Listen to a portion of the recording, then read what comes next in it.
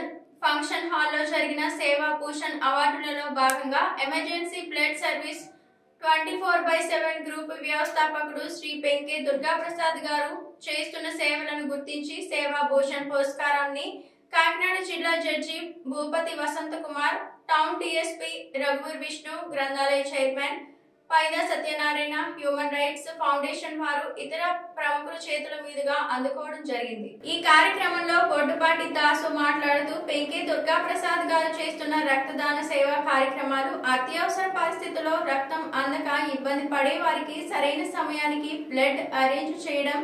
నిరుపేదలకు నిత్యావసర వస్తువులు పంపిణీ, అన్నదానం, రక్తదాన శిబిరాలు ఏర్పాటు, రక్తదానంపై అవగాహన, అనేక సేవా కార్యక్రమాలు చేస్తున్నందుకు గాను సేవా భూషణ్ అవార్డు ఇవ్వడం జరిగిందని అన్నారు.